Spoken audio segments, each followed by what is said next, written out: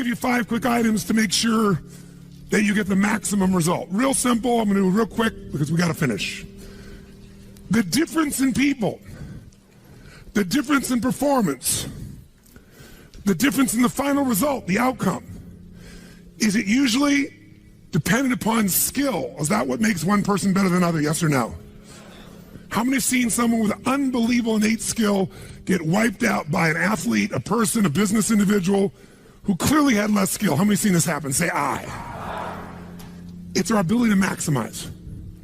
We said on day 1, leaders are what transform organizations. You want to grow this company, you want to transform this company, leaders do it.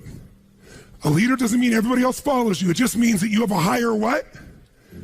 A higher standard than anybody else does. What'll make you the leader is when you have a higher expectation, not of other people. Anybody can do that. Of whom?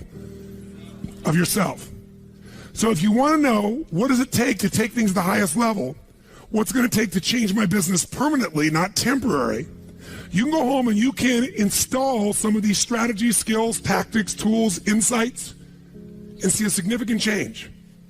But if that change is going to be a lasting company of value that keeps growing, then the things you've learned here have to become the standard for your organization, not something you did for a period of time.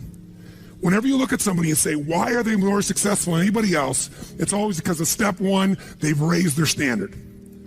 If you go back home and you want to change your life in any way, personally, professionally, or your company, as boring as it sounds, as stupid as it ain't it sounds, you might say, I spent all this time, this energy, this money, and you're going to tell me to raise my standards?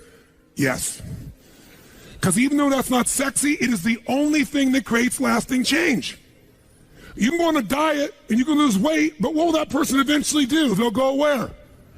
Back, unless they raise their standard. Now that sounds so trite and stupid and positive thinky or old school, but the truth is it's the truth. So maybe I can language it in a way that's more compelling to you or more simple. What does it mean when we say raise our standards? It means you turn your shoulds into musts. The difference in people is that they turn their shoulds into musts. The things that you used to say I should do, you do your shoulds when it's convenient, when it's comfortable, when it goes your way. But when something is a must, not to other people, but a must to you, do you find the way to get it done, yes or no? So the difference in people is what's their must, or another word for that is what's their standard. Every person in this room right now, our bodies are a reflection of our physical standards. They are not a reflection of our desires. Most people have a desire for more energy or a better body or a stronger body or a more fit body. We don't get our goals, we get our musts. The ones that are the musts become how you are. And guess what? It shows up in your rituals. When it's a must, you have different rituals, different things you do consistently when you must have your body a certain way than you should or you'd like to or you ought to. How many follow what I'm talking about here? Say aye. So whether we want it or not, the only way to change your body long term is change what the must is for you. Now, I'm not telling you what it should be. Who the hell am I? I'm just saying maybe it's time for you to take a look.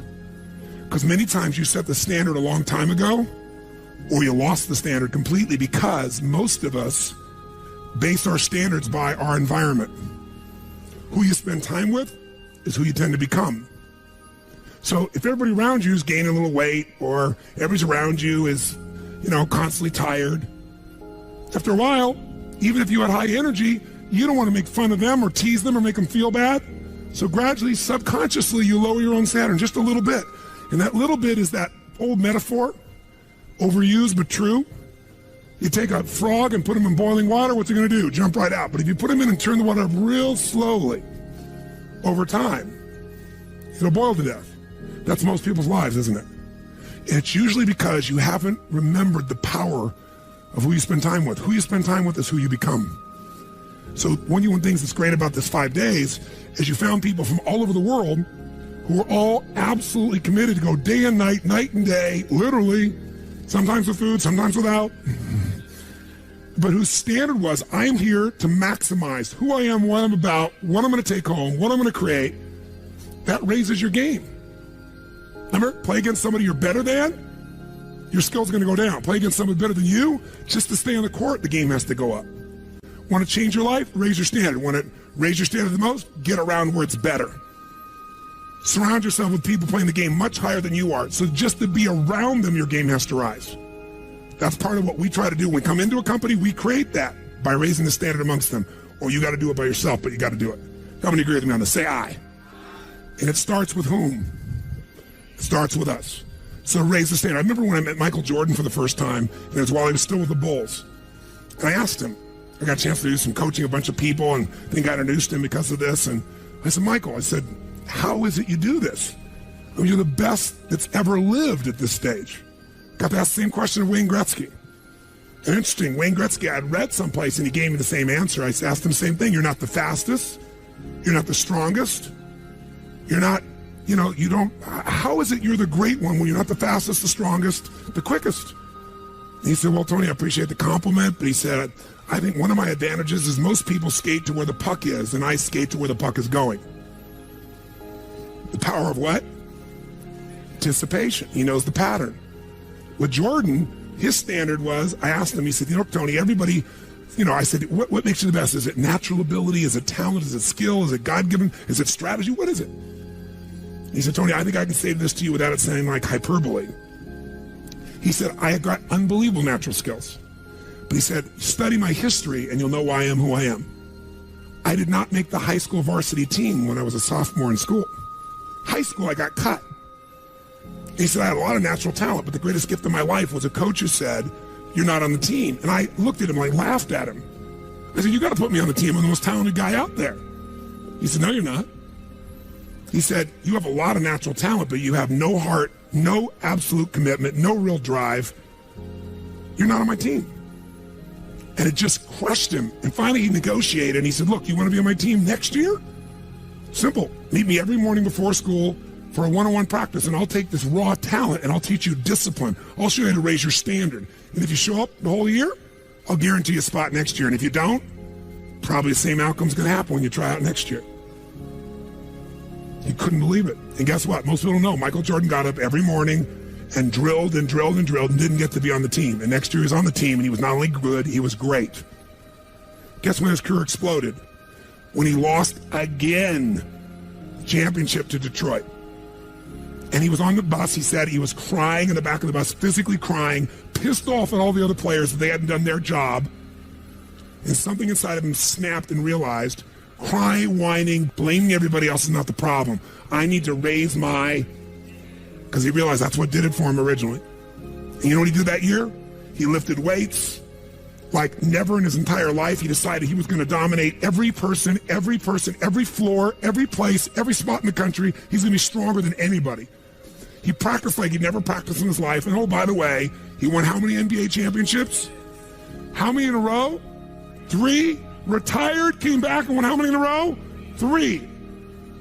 Never anybody in history would even dream of such a thing, especially after retirement. That's the power of raising your standard. But guess who he competes with? Michael told me one time, he goes, Tony, if I competed with other people, I wouldn't be who I am. He said, my competition is with the best I can be. They're trying to compete with me. That's why I beat them. Because they're competing with where I am. But I'm competing with where I can be. Think about that mindset. Think how your life would be different if you raised the standard of what you expected from yourself, not your people, yourself, to that level, how things could shift. It's all about changing your shoulds to musts. It's all about going back and saying, this is how it's going to be. It's like when Gary Vee was here and he was guys were saying, man, I'm working so hard, man. I work from 9 to 6. He goes, yeah, what are you doing from 8 to 2? 8 p.m. to 2 a.m. That's when you master your craft.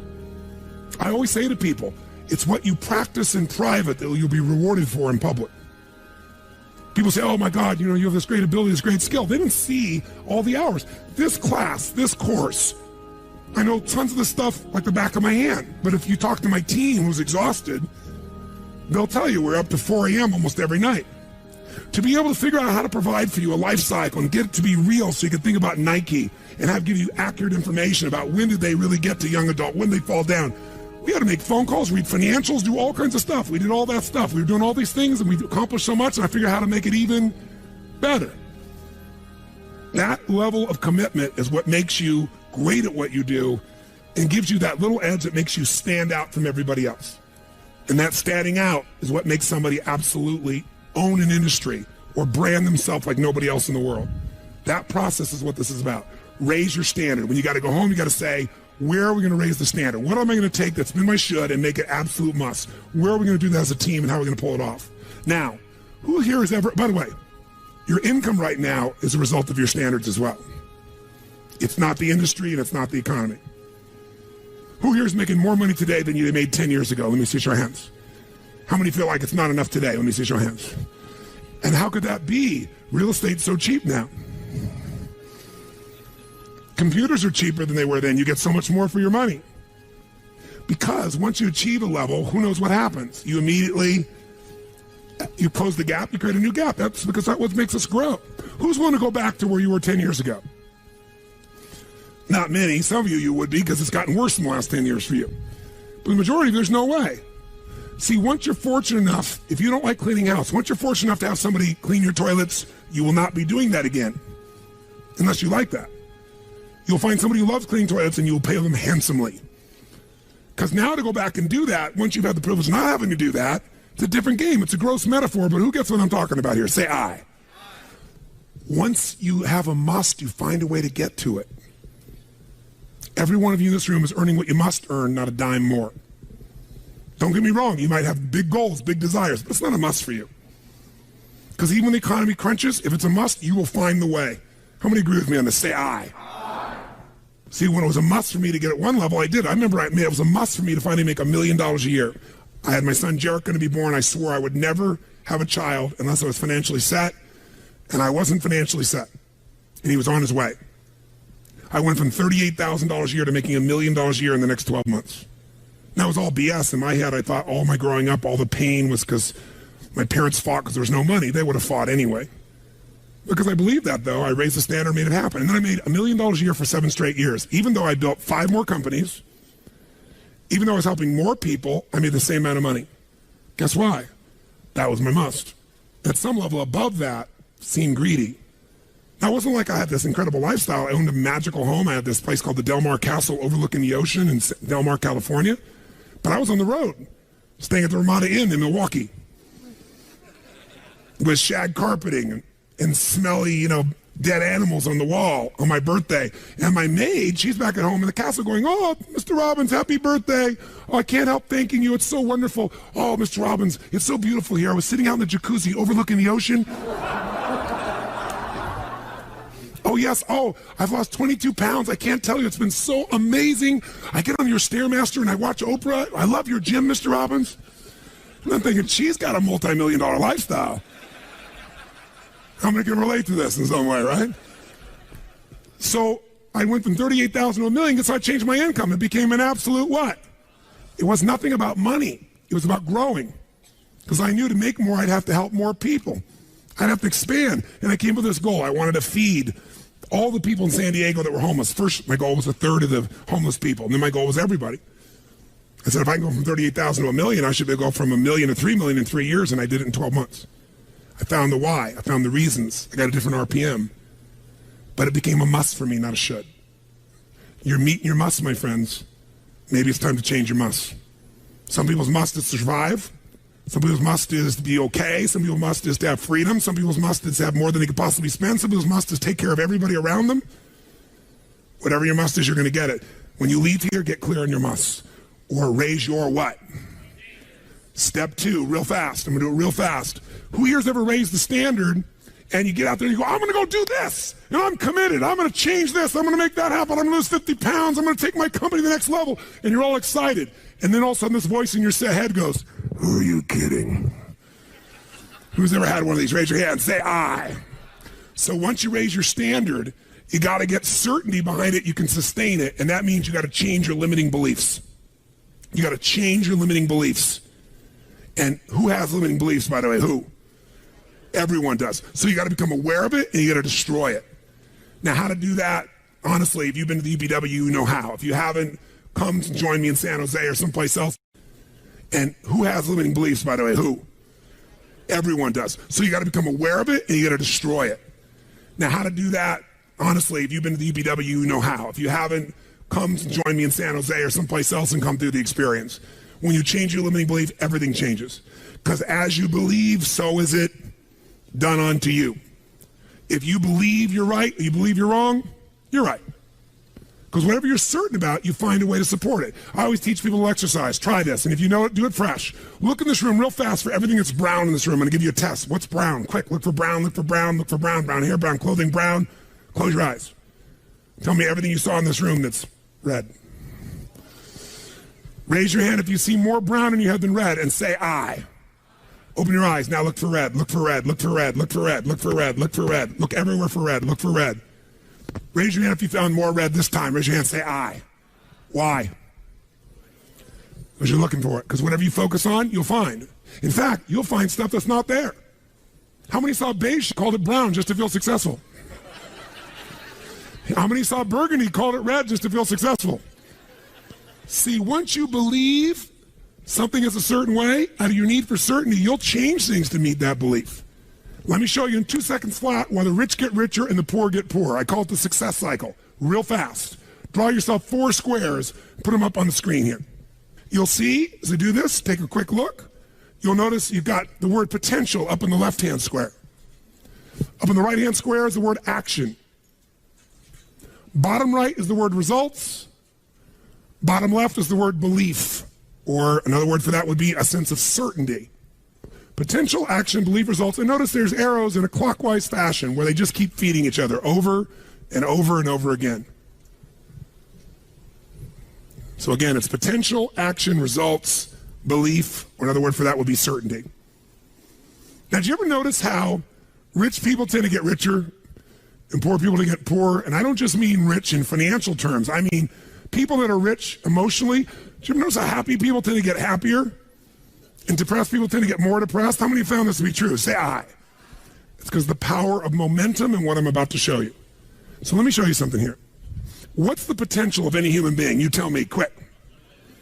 Unlimited. Do most people's results reflect that true potential? Yes or no? No way. Why? Because most people aren't taking enough what? But is it possible to take a lot of action and still get lousy results? What if you got a salesman that works for you and they walk out and they knock on 100 doors and they say, you wouldn't want to buy anything from me, would you? Or they don't say that verbally, but they say it non-verbally. Is that going to affect their results? Yes or no? So it's not enough even to take enough action, because when we believe it's not going to work or we're uncertain, does that affect how much of our potential we tap? Yes or no? See, if you don't think it's going to work, you're not going to put out a bunch of your energy when you think it's going to fail. And by the way, when you're not sure, you tap little potential. Do you take little or a lot of action? When you're not sure, when you think it's not going to work, you take massive action or little action? Now, when you take little potential with little action, what kind of results do you get? Little lousy results. And when you get lousy results, what does that do to your belief? You go, see, I told you it wasn't going to work. Told you it was a waste of time. And then, by the way, when you have less belief, how much more potential do you take? More or less? If it's possible, you tap less potential, more or less action. Less. And what happens to your results? They get even what? And now they got worse results. What's that do to your belief? And by the way, now you see the current economy. Isn't it true? Everybody out there is going, oh my God, the results are so bad, it's going to get worse in the future. So I better pull in my horns. There's less potential. So I'm not going to push as hard. I'm not going to take much action. Oh my God, I'm getting lousy results with little potential action. Oh my God, it's going to get worse.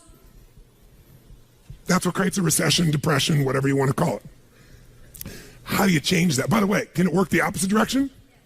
What would happen if something inside you gave you so much certainty inside of you that you felt absolutely certain that recession was your friend? That the worst economy for you was the greatest time on earth, and all you had to do was manage your state and apply your fundamentals and immerse, stay coached so you don't get off the target, keep taking action, and you could own your business and you go to other people's businesses. How many believe that, by the way? Now say I. When you have that kind of certainty, are you going to use more of your potential when you go home or less? Which one, my friends? Are you going to take less or more action? When you are certain and you use lots of your potential with massive action, what kind of results do you get? Massive action gets massive results. What kind of belief do you get now when you get better results? You go home, you use your core story. You go home and you take one of these techniques, you get a different response. You go home and you stimulate a new source of profit or income. You go home and you add a service. You go home and do anything. And it works. Your brain goes, yeah, it works. Now, by the way, at Home X, we went in there. Thank God we went in there because they took our stuff and it looked like it wasn't working. Do you remember that? Yes. Because some people there didn't want the change to happen. So we had to dig in and find out it was working. We knew you can't take action. You can't sow that seed and reap nothing. So we uncovered what was really going on. You're going to have to watch for the same thing, depending upon the size of your organization. But bottom line, when you get great results, belief gets stronger. Now you're totally certain. Are you going to use more or less potential, my friends? Which one? More. You're going to take even more what? Going to even greater what? Even more certainty. And now what happens to your business? Boom, boom, boom, boom, boom, boom, boom. And now you have a different momentum. And so your economy does not have to reflect the economy. You get to create your economy. You get to decide whether you freeze to death or ski or snowboard. It's winter, but you can have the best time of your life. It could be a sunny, beautiful